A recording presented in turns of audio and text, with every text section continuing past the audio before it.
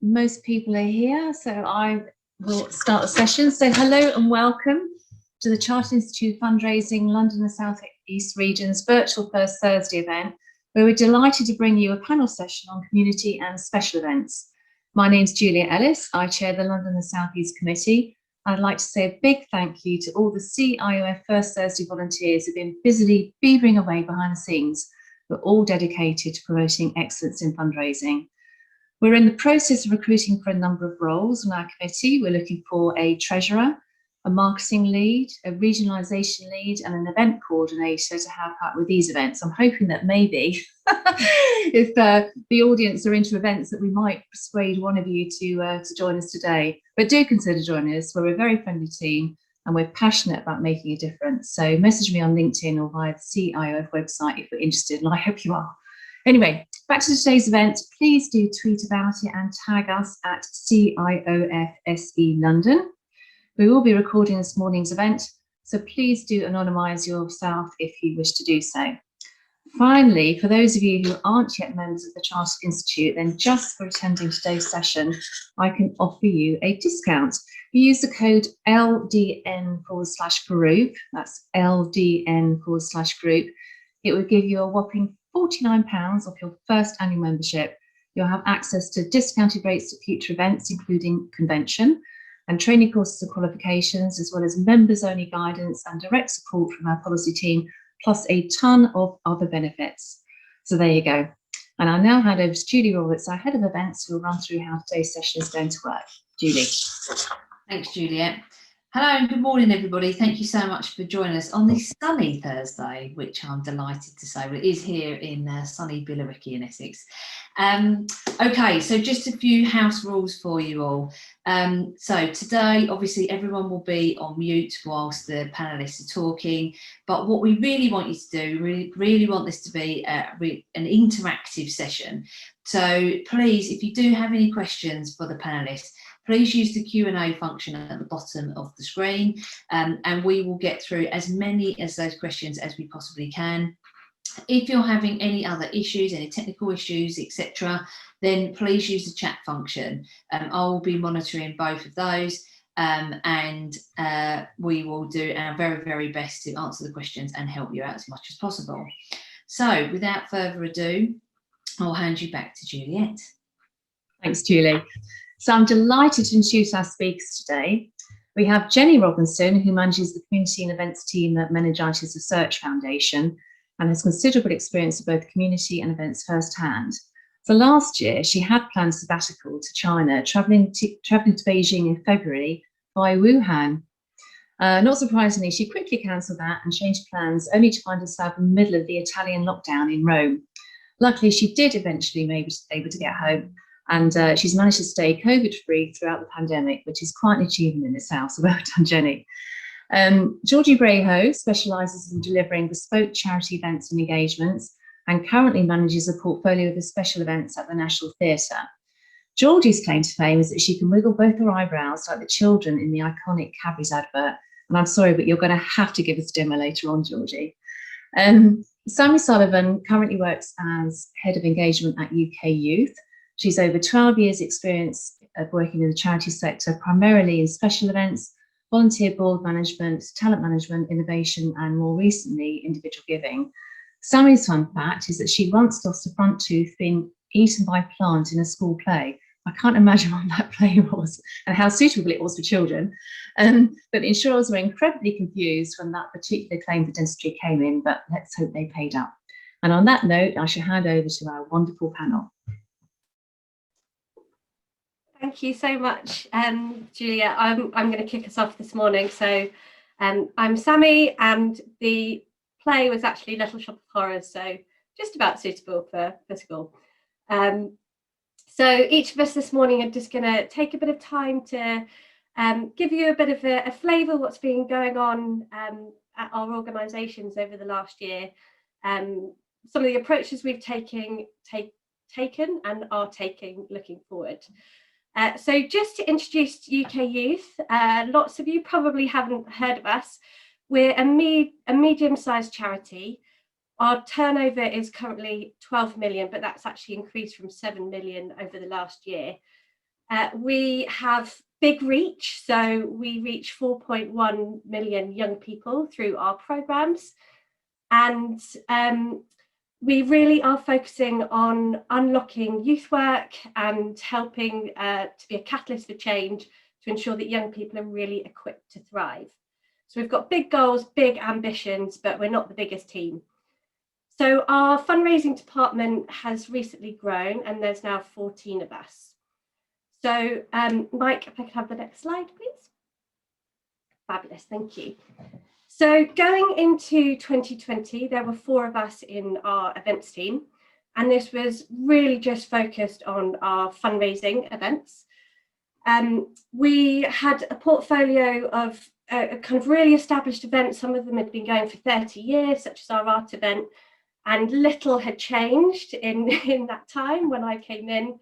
And we were looking to raise around 500k a year net. And what we found actually is that we were sort of really struggling to innovate, and things like our gala dinner were quite stagnant and really relied heavily on corporate supporters rather than the target audience of high net worth individuals. So we were really relying on our warmest contacts rather than getting to the people we really wanted to get to. Our department, we found that our events and our audiences were actually really quite undefined, and there was little like forward thought in terms of supporter journeys and stewardship plans. It was very reactive and looking at each event as its own bucket in a way, and there wasn't that kind of wider thinking. What we were doing as well, as I mentioned, is we were going to the same people for multiple asks. So it was the same corporates. We were asking for prizes, we were asking them to take a table, we were asking them to find an ambassador, and that was meaning that we were really struggling to innovate. And we were just really missing opportunities and really missing in some of our engagement events really clear call to actions and giving people, our supporters, really firm ways that they could get involved, what they could do going forward. And actually we had little to no digital fundraising in place. Next slide, please. So what the pandemic did give us as a team is a chance to reset. What it did mean, sadly, is that we went down from 4 people to just me, to 1. But it also gave us the chance to rethink and put some pauses on some of our events. So for instance, the gala dinner, which was supposed to take place in the summer and we were actually sort of struggling to sell tickets for, we took the decision very quickly to pause it and communicated that to our attendees. It felt, and I'm sure lots of you felt the same, it was really challenging, and it felt like real risks to be putting pauses on events or stopping events, especially when it was a time when income was needed more than ever. We felt we didn't know what the future held, but in terms of capacity, resource, restrictions, also really thinking about the desire of our audience, we just felt that we had to take that all into account, and that was the right thing for us at the time. What we've actually done since is, with our gala dinner, is we've decided to continue to pause that into next year. And again, it's meant really looking at our budget and seeing where we might be able to plug that gap, and also be okay with perhaps not plugging that gap, which is something that I think we've all got into patterns of over recent years. So what we are looking to do is relaunch the event next year as something completely different, and I can talk about that a bit more in a minute. It's what we are now doing as a team is we really are being driven by evidence and by our audience, and really posing the questions of, who is this event really for? Who is the audience? Who is the audience we have that we want to reach? And what is the best way to get to them and to engage them and take them forward on a journey? And where do we want them to go within UK youth? Where is it that they want to become a corporate partner? do we want them to become an individual giver? So really mapping that out from the start, from the very beginning of ideation with events. Whilst we paused some of our events, which was a challenging decision, we also adapted some of our events. And again, I'm sure that's familiar to lots of you. Our annual art event that's been going for over 30 years, it's run by a committee in collaboration with the charity. And lots of these volunteers have been with us for those 30 years, don't consider themselves to be digitally savvy, but we found volunteers who could really help us to move that event online. And we, as a team, myself and others in the team, had to very quickly upskill ourselves and learn how to build websites and things like that. And we actually ended up having the event, which had over 130 artists, and raised nearly £60,000 net contribution for the charity. And some of the biggest things that came out of that is that we actually reached a global audience. So no longer were we confined to London. We had people from 62 countries across the world engaging and buying art, which was just amazing. And actually the legacy that we now have is that we are going to be able to run that event in a hybrid format going forward from this year and beyond, which would just simply not have happened without this year and the need that came from it. We have introduced some new events as well, so really thinking about how we bring multiple audiences together. So we had a number of Zoom conversation and panel discussion events, such as a Reimagine series, so thinking about how we are reimagining the future for young people around different topics such as digital and race. We had our Young and Black series, which was really hearing from the voices of young Black people and their experiences of growing up in the UK.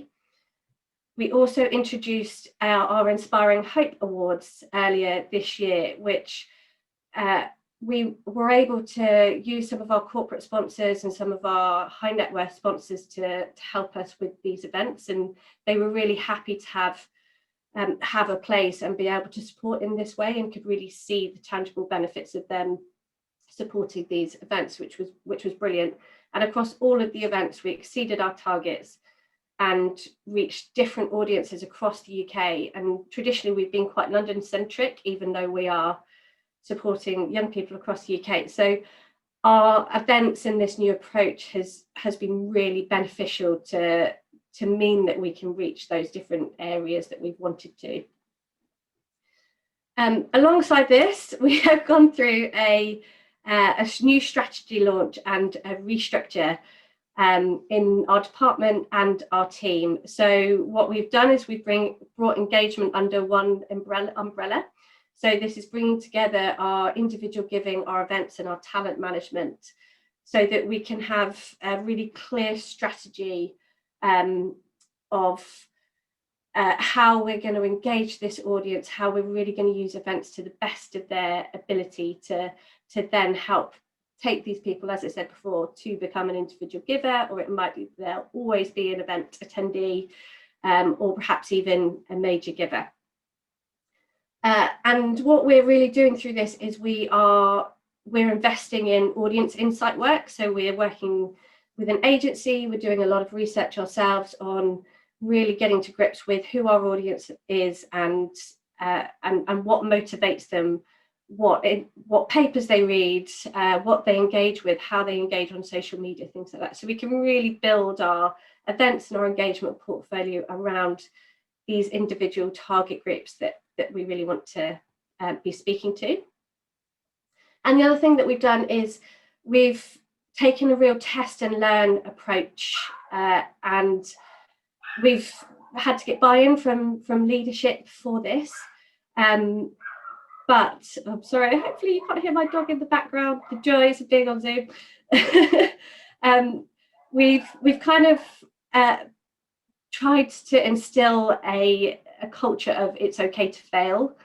So try and fail, but as long as you're learning and implementing, then that's the main thing, and really taking the evidence to move forward any kind of new events and new ideas. Next slide, please. So looking to the future, so we made a decision in January and earlier in the year that we would be doing no in-person events until September, October time. And we did this deliberately because actually, and I'm sure lots of you felt the same, it felt like we were expending a lot of energy and emotion and time almost organising 2 events for every one event. So one way if it was going to be in person, one if it was going to be online, and maybe almost a third if you're going to do hybrid. And it was exhausting, and I'm sure lots of you can relate to that. So we just made the decision that we're going to do that, and actually until the new year all of our events are going to be hybrid, so that we can quickly adapt to make sure that we're ready to go online. If we aren't able to do the in-person, we'll have to reduce the in-person element of it. And again, it was about us managing expectations with leadership team, being really firm to say this is our approach and this is what we're going to do, and we influenced across the organisation for that.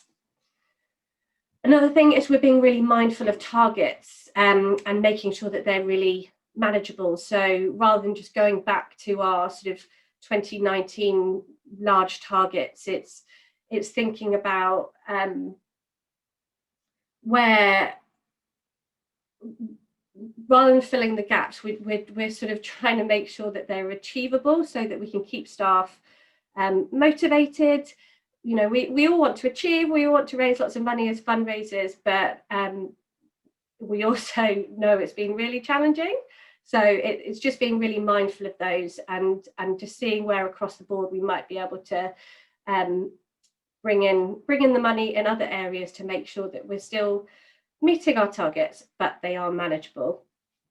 And we found, and it would be interesting to know from you as well, we found that certain challenge events have been really difficult to sell places for.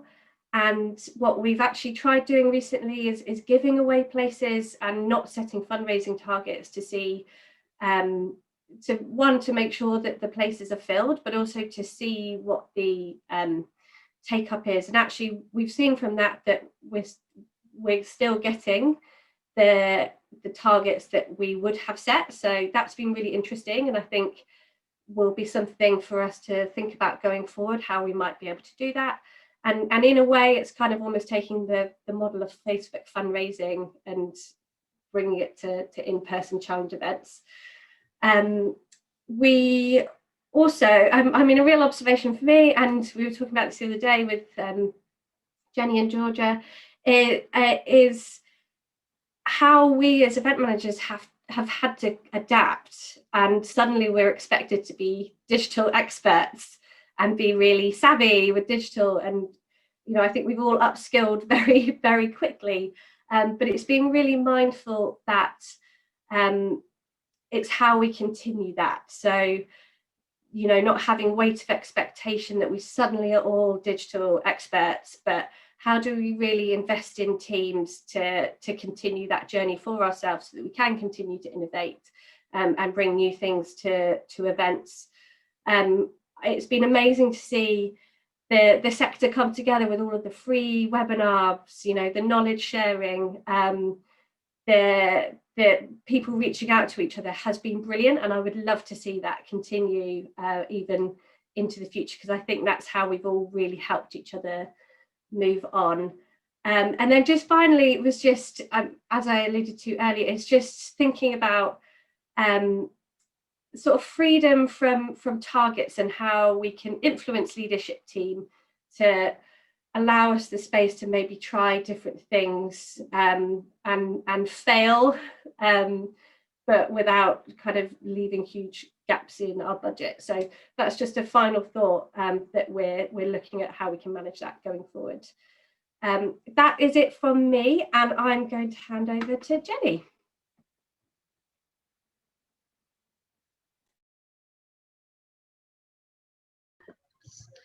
Thank you, Sammy. So I'm Jenny, and I am the Senior Fundraising Manager at Meningitis Research Foundation, and I manage our community and events team. So as a charity, we are about 2.53 million income, so a medium-sized charity, but I'd say sort of on the smaller end. So for us, the pandemic has been very challenging. Before the pandemic, our community and events team were bringing in about £1 million, so over a third of the income.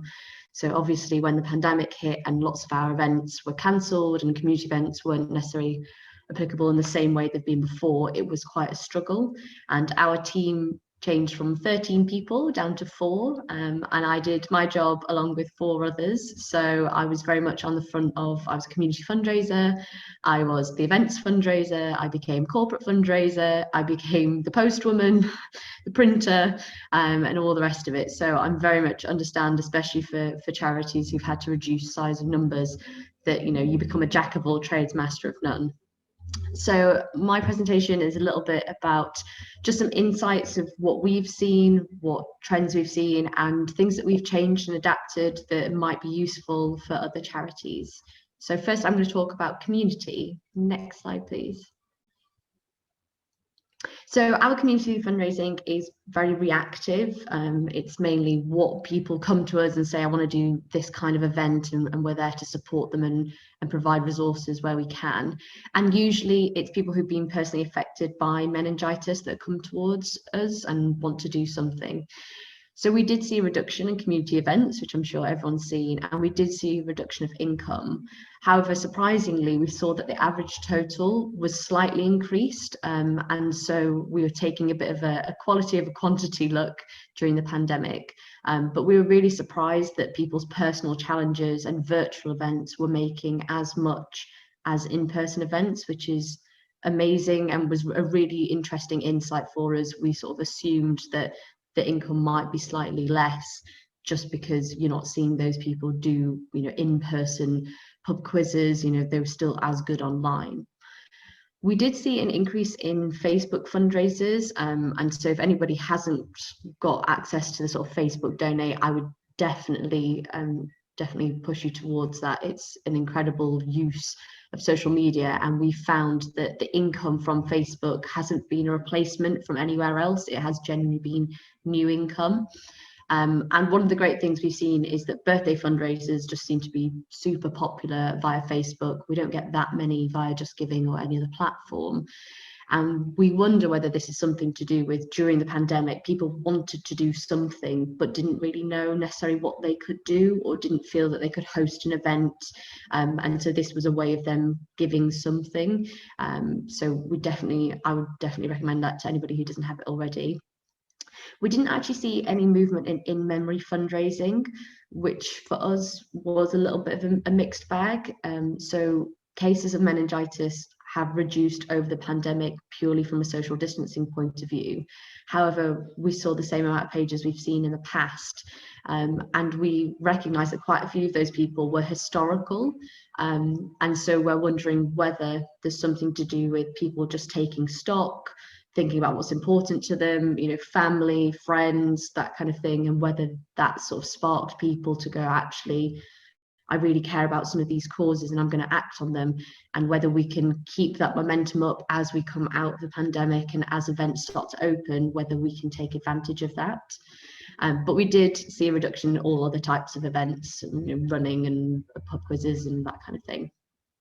So yeah, as I said, we did see an increase in supporters with historical experience, so not necessarily experience over the past couple of years, which could be an interesting insight, and I'd be interested to know if anyone else had the same sort of uptake. And we saw an increase in people accessing our support services and them being signposted over to fundraising, so people calling our helpline or emailing in and wanting to do something.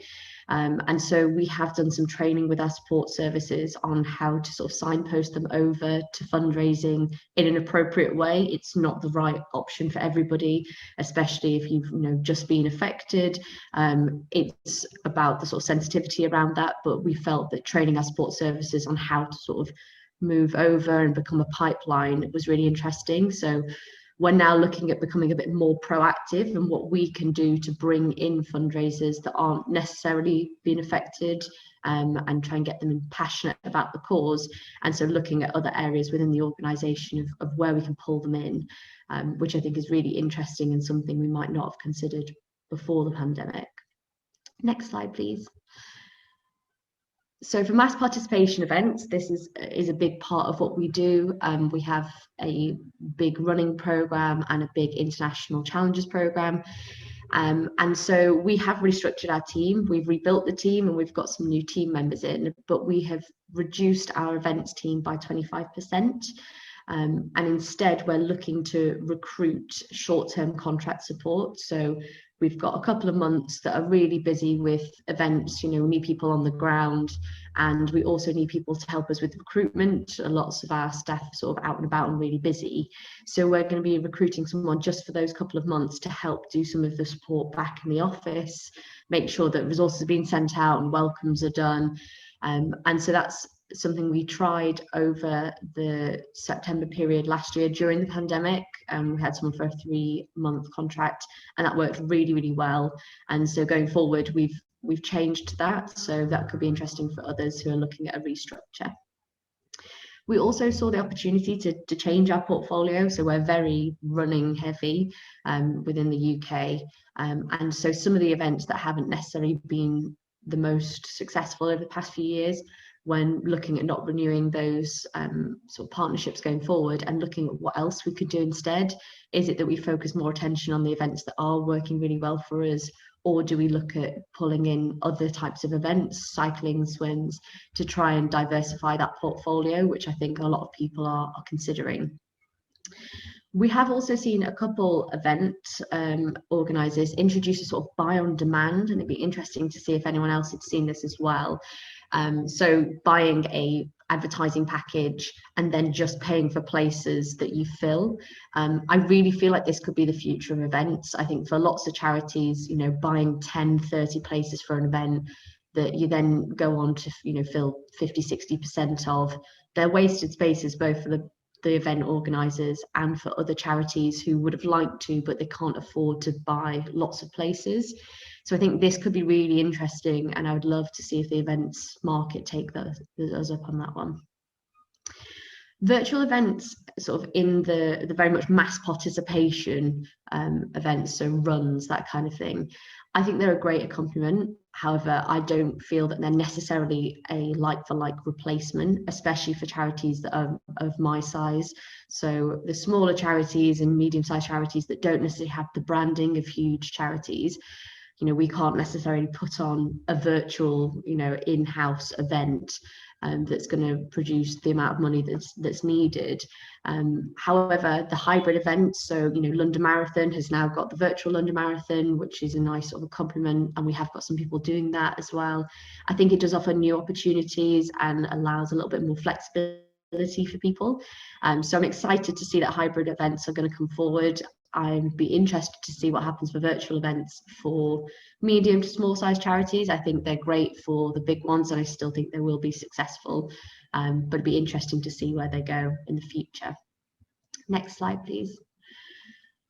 So we've had to adapt our approach, especially with a huge reduction in staff, and me doing a lot of the work myself. I've had to try a couple of new things, and so I thought I'd just talk through a couple of things we've had to go with. So for our international treks, we usually do in-person information meetings. So we go to universities across the country and hold a session to tell them all about the event and why MRF are such an amazing charity to fundraise for and how we'll help hit their targets. Obviously, we couldn't do that last September, October. And we did still decide to recruit, even in the middle of a pandemic. We thought, let's get people deciding to climb Kilimanjaro, which was a risky take in itself. And so we had a target of 40% of the previous year. That's what we're hoping to recruit. And we hosted webinars instead, and we didn't know how engaged people would be, because there's something very different about having someone stand in front of you and be able to sort of pull that passion into the room and get everyone excited about it. But we actually achieved 66% of the previous year's target, so well over what we were hoping for. And we're really, really pleased we found that the people that we recruited were really engaged. They were very happy sort of taking part in an event where they knew that lots of the fundraising they were going to be doing was virtual, and they knew exactly kind of what they were signing up for. We have thought about doing webinars in the past, but we feel that we never felt that they would work as well. And definitely, I think due to the pandemic and things having, you know, everyone has moved over to this sort of digital webinars, one-to-one, Zoom, Teams, all these things are so innate in us now. We think that that had a huge sort of positive effect for us. Now, I know that most charities will probably have automated email journeys. However, we didn't, and that's something that when there was 4 of us, I decided that I wanted automated journeys, and so that took a lot of time and resource to pull together. So, you know, making sure that we've written the correct kind of emails, making sure that they were mergeable with different events. But for operational emails, so things like, have you set up a Just Giving page? Here's some top tips. Good luck, checking in, surveys, all of those kind of things. We've now shifted over and put on operational sort of automatic journeys. So we just add someone to a list and they get everything they need as it comes. And for us, that's saved valuable staff time, which was the hope. And I'm glad that I've been proved correct. And what we're doing with that time, instead of, you know, sending emails out and making sure people have got the operational stuff that they need, we've recycled that and we've been using it to personally support people more. So emails, speaking to people on the phone, having one-to-ones via Zoom, and we've found that we've got a better sort of relationship with those supporters. They're more engaged with what we're doing. And we still know that they're getting the correct emails. Next slide, please. So again, with that kind of using Zoom and becoming more natural, we used to do lots of support in person. So we used to do sort of in-person one-to-ones with people who are taking on treks that were sort of £4,000 fundraising. We held workshops and we held training days, and these were all in person. However, they were quite limiting. So if you're not available on that one day that we were in the location, well, you missed out. If you don't live near London, then you don't come to the training day because you live up in, you know, in Inverness. So they were limiting, and we did know that. And so we have previously tried to sort of adapt and use recordings or use the phone instead. So this year, obviously, everyone took to Zoom, and we found that actually that's given us a huge amount of flexibility. So lots of people that we didn't expect that would be happy to have a Zoom are very happy to have a Zoom. It means that we can offer several days of these one-to-ones. We can offer them at different times. You know, we've been doing them sort of up till 7 o'clock in the evening for people who are working full-time or have families. Which has worked really, really well. And the fact that you can record your webinars and everybody's really comfortable with just sitting and watching a webinar back is great. And we've also introduced sort of regular catch-ups. So our London Marathon team, we've been doing a sort of monthly Zoom, I think about 8 o'clock in the evening, because most of the people have kids, and so like we need to try and get them to bed before I can sit down and have a conversation. But it's been really popular. So people who are beginners of, you know, I've never run a marathon, I don't know what I'm doing. We found that they've found this sort of support group of everybody else being like, yeah, this month hasn't been great, or I've missed quite a few, and feeling not so isolated. And having that team spirit is really egging everyone on to fundraise more and definitely want to take part in the event. And so we're going to look at how we can continue that going forward, not just for the London Marathon team, but for other teams as well. So that's me. That's some of the things that we've changed and adapted, and it'd be really interesting to hear what other people have done and whether some of these things have been successful for them as well. And I'm now going to pass you over to Georgie. Thanks, Jenny. Hi, everyone. Lovely to be here. I'm Georgie Brehaut for Accessibility. I'm a white woman with brunette hair. I've got glasses on my head, and I'm sitting in my living room in Battersea. I work at the National Theatre in the fundraising team as Development Events Manager. We're currently a fundraising events team of 2, and I sit in a development team of approximately 30 people, including colleagues across the Atlantic in New York at the American Associates of the National Theatre. The NT's mission is to make world-class theatre that's entertaining, that's challenging and inspiring, and to make it for everyone. On your average year, we would raise approximately 14 million through corporates, trusts and individual support. But at the moment, we are halfway through a 2-year campaign where we need to achieve a fundraising target of 40.3 million by the end of this financial year. National Theatre Together articulates our vision for the impact the NT can make on the people of this country and celebrates the work we make together with theatre makers, with communities, for young people, and of course for our audiences. All of our development events speak to one or more of these audience pillars as we articulate the need and impact our supporters can have towards us. It's very strange being on this side and not pressing the slides myself. So firstly, corporate events and engagements. It's been really fascinating working alongside our corporate partners and members, navigating the world of online activations and ways that we can deliver benefits without relying on the NT's programming in one of our 3 theatres due to the closure.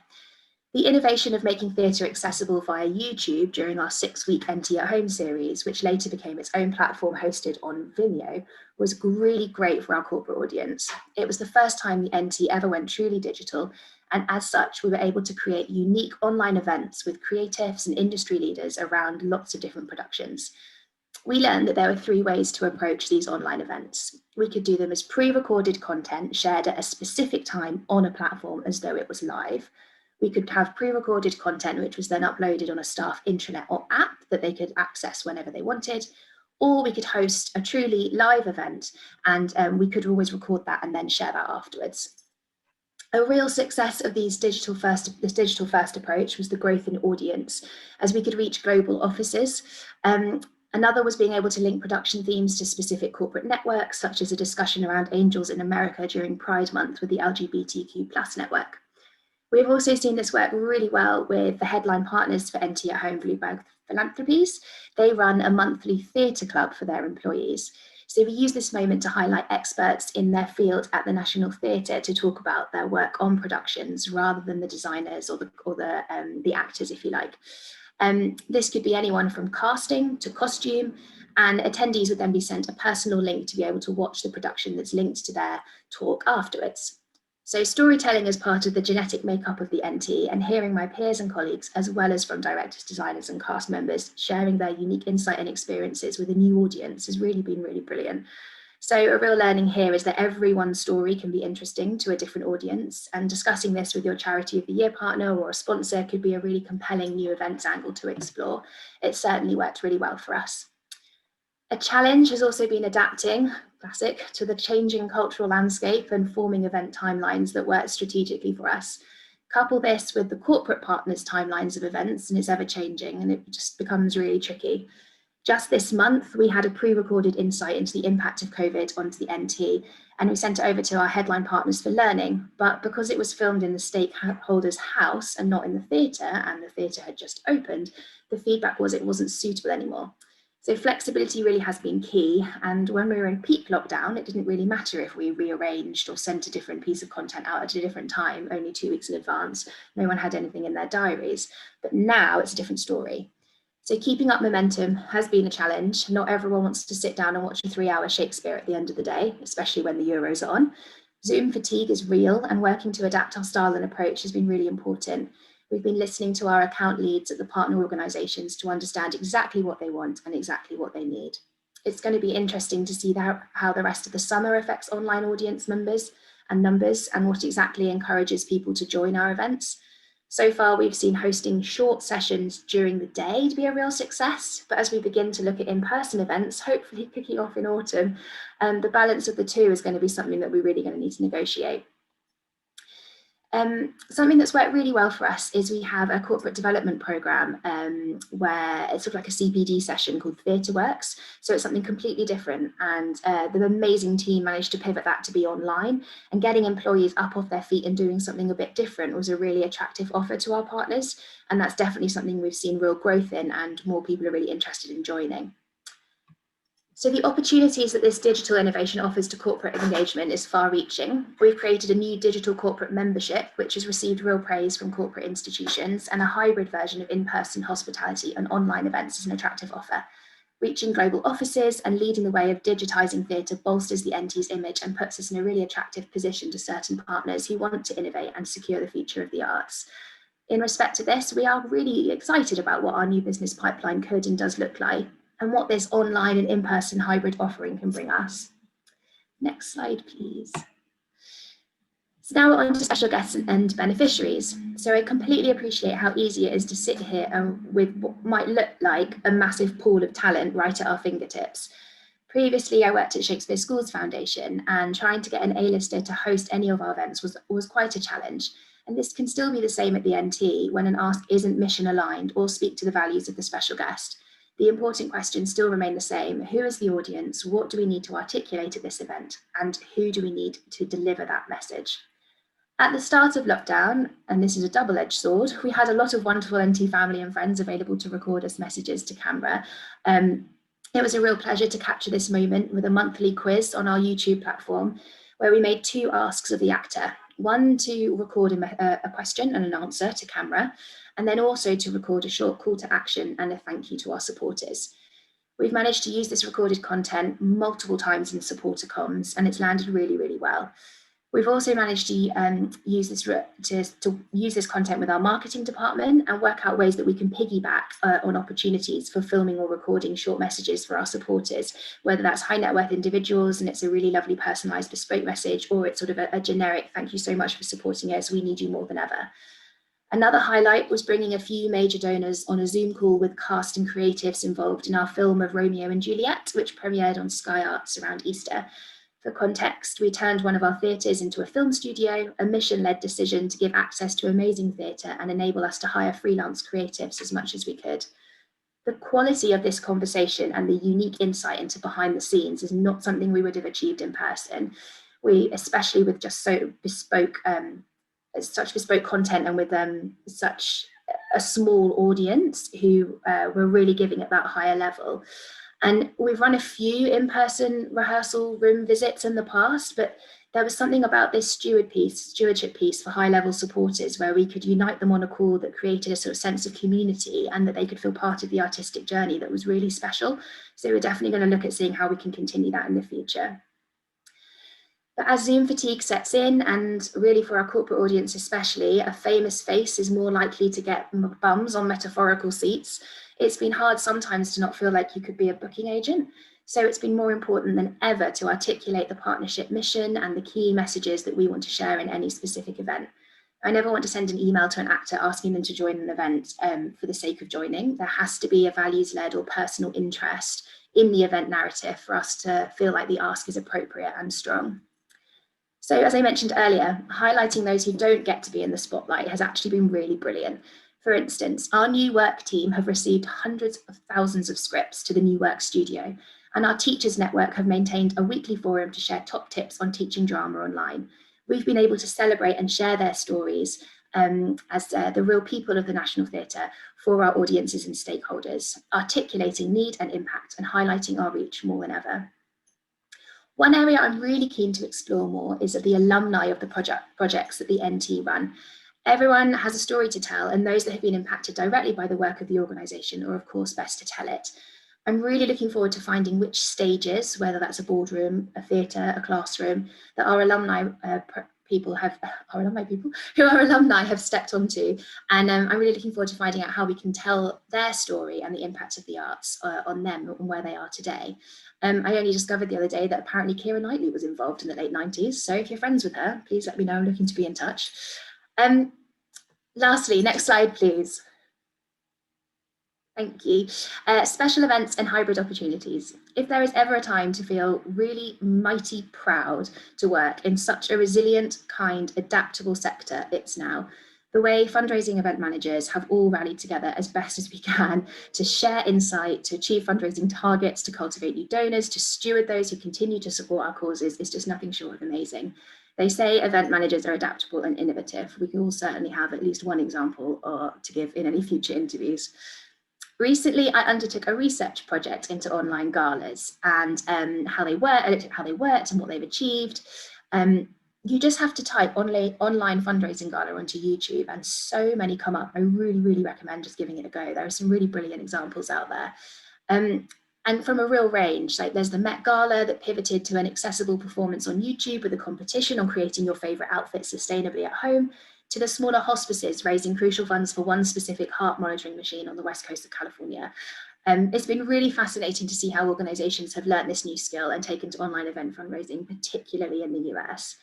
And then when you look at home, you look to the UK, how Gosh hit the ground running with an online gala in less than 6 weeks last spring, to Sadler's Wells Festival of Dance. And then London Philharmonic Orchestra's Expect the Unexpected in-person gala is in a couple of weeks at Banqueting House. If there's anyone on the call, good luck. I hope it goes really well.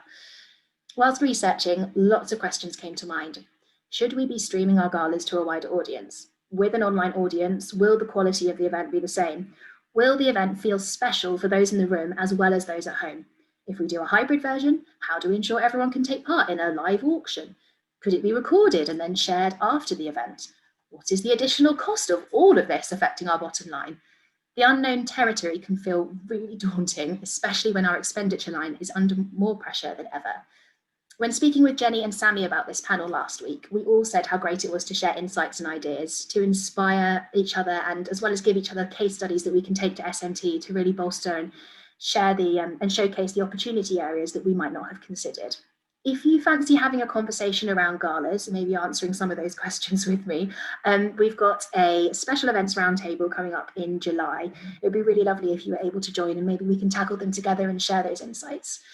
I think that's it from me. And Julie is going to introduce some polls before we go to the Q&A. Thank you. Yes, thanks so much, Georgie. And Sammy and Jenny, that was all quite amazing. Right, so as Georgie said, we are going to go over to some polls now. So Mike, if you could please put down the slides and put up the first poll before we go into our Q&A. We just want to understand a little bit about the audience that we've got with us today before we fire in. So without further ado, guys, if you could please fill out these polls that we've got live on your screen right now. Just give us an understanding about you so we can really tailor our answer to the questions that you've sent through as much as possible. So if you could please start filling that poll in, if you can all. Oh, here we go. Yes, love that. So 42% of you are in charities that have got a turnover of £1 to £10 million. Are you planning on continuing virtual? 79% yes. When is your first in-person event? October, December, so that last quarter of the year. And are you taking part in mass participation events over the next 12 months? 76%. And finally, are you planning on hosting a gala style event in the next 12 months? 53% are saying no, interestingly. 31% are saying yes. Okay, that's good. So guys, panelists, hopefully that should give you a bit of an understanding who we've got online with us today. So we've had a stream of questions coming through. So guys, I know we've only got about 10 minutes left, so I'm going to whip through these as much as I can. Some are aimed specifically at you, so I'm just going to start at the top. So this is from Becky. We're looking to analyse our challenge events portfolio and want to send out a survey. Any questions you would advise to ask? That's open to all of you. I'll have a quick go at that one. I would put on a range of different types of events. So what type of event are you interested in, and allow them to select more than one? What kind of fundraising target, what kind of sign-up fee would you be sort of willing to pay? Potentially something around travel. Hopefully you know where your audience is and you have that on your database, but how far would they travel outside of London or, you know, from Birmingham? Those might be interesting things for you to work out. And maybe what time of year are you interested in taking part in challenge events? And then UK versus international would be interesting as well. Brilliant. Okay, thank you for that, Jenny. Moving on. So Sammy, this one's specifically for you. This is from Ria. It sounds like you've delivered lots of events throughout lockdown, including webinars. How successful has follow-up been afterwards? And have you found a shift in your audience interest and warmth? Yeah, it's a good question. It's something that actually at the beginning we weren't hot on. So it's actually, that was part of our learning, was how we're really making the most of those audiences, having a really clear call to action at those events, and doing things like launching the surveys right there and then at the event, and telling people, giving them the option of what they can do next. And that's what we've found since we've been doing that, the engagement has increased. And for lots of our audiences as well, quite a lot of them are new to us, so there is just natural rates of drop off, you know, after events, because they might just come once, but you might see them a year later. So it's been real 50-50, but we're trying to just be smarter about giving people those options to continue that engagement. Brilliant, thank you so much. Okay, another one for you, Jenny. How do you manage the Facebook fundraiser pages? Do you use a platform as Give Panel? And also, are those on setting Facebook fundraisers cold or warmer donors? So there are lots of them new donors to us, and with anyone who's seen anything from the back of Facebook, it's not that great. We do it all in-house. We don't use Give Panel at the moment, although I know that they are amazing what they do. So we're just doing it in-house, and they're usually sort of newer, but we've seen sort of some repetition, but they definitely are sort of colder rather than warmer supporters for us. But hopefully we'll look to change that. Amazing, thank you.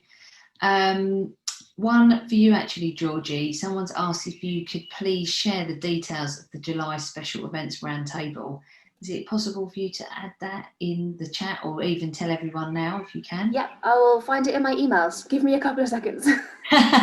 Thanks very much. Okay, moving on. So Sammy, another one for you. Do your IG team have any issues with you contacting donors re-events? Did you have to persuade them to market events to donors?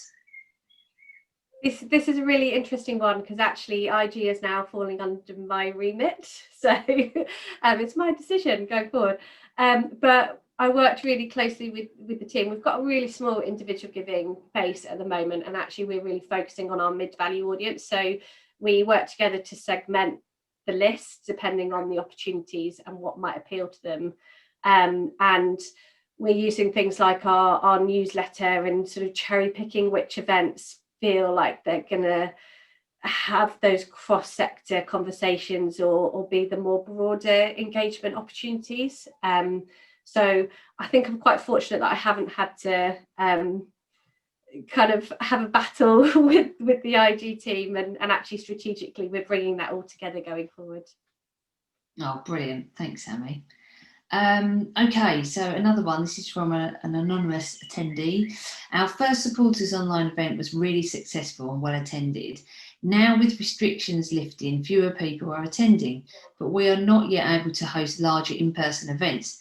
What advice would you give to manage this interim time as restrictions lift, but we're not back to normal? That's open to all of you. Yeah, we've found similar in the last couple of weeks. We've had real different levels of engagement depending on the events. One thing that we've found is that when we were offering a recording in advance, we saw lots of people dropping off. So actually what we have been doing is just offering the recordings afterwards and sending them out afterwards, and it's been interesting to see how many people have then engaged with it. I think we're going to just have to all feel our way through the coming months as we, you know, see what opens up and what happens, and just try to do what we can to manage the risk around having smaller attendees if you've got budgets to hit or, you know, targets hit, and just offering up different ways for people to engage in and around the event. Brilliant, thanks. Georgie, Jenny, anything else to add to that question? No? Okay, don't worry, we've got lots more to get through. Okay, so Jenny, quite a few for you actually. Lots of questions around the buy on demand events that you were talking about. What events are offering those, and what events would you recommend that are buy on demand? So unfortunately, I've only seen one.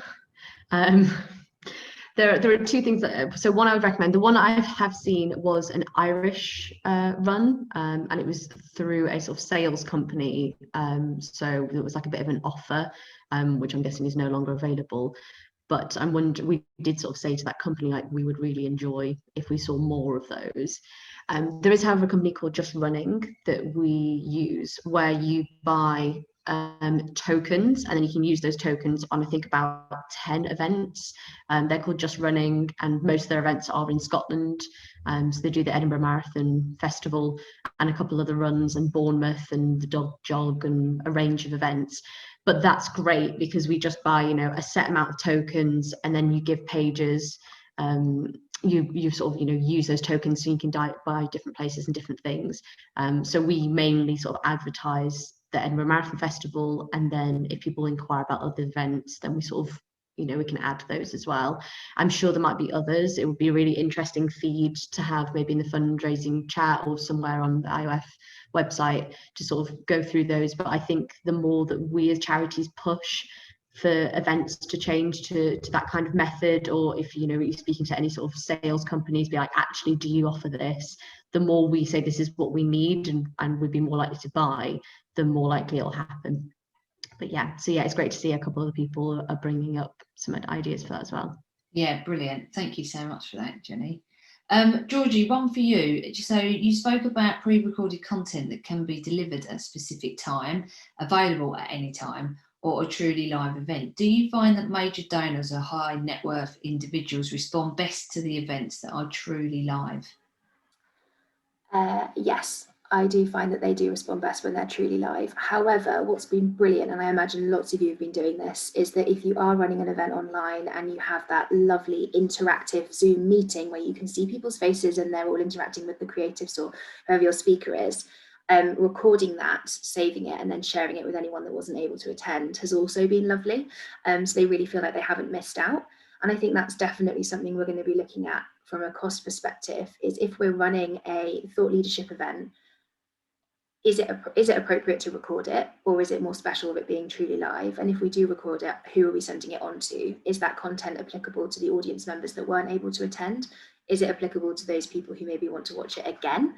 And is it applicable to send to a completely different audience? Maybe in 3 months' time, we could pop it on we have it what's called members at home, which is sort of our like backstage area for members. So it's that sort of exclusive behind the scenes content that we can then later share to give the supporters that are sort of lower down our portfolio list that exclusive insight. So sort of staggering the release of that content. There is a lot of sort of strategic content planning going on at the moment about, if we capture this moment here with these group of people, where can we share that content later, or can that be useful in any marketing campaign, or might that help facilitate a new business meeting? So yes, to the answer to the question, yes, definitely. For high net worth individuals, live is best, I think, and we've definitely seen that. But what you can then do with that recorded content is really exciting afterwards. Brilliant, thanks so much. Right, well, we're going to have to end the questions there, guys, because we've run out of time. And apologies for those who didn't get your questions and answer your questions, but there were so many we couldn't get through them all. So thank you so much, guys, for your time. I'm going to hand over now to Juliet. Thanks, Juliet, and thank you so much. That was awesome. I really hate to bring this to a close because you've been absolutely brilliant, and I can't believe how much we've covered. And thank you so much for your honesty and insight. It's very much appreciated. So our next First Thursday event will take place on the 5th of August at 10 AM, and next month we'll be having another panel session, but this time on major donor fundraising. So do join us, and in the meantime, stay safe. See you soon. Bye-bye.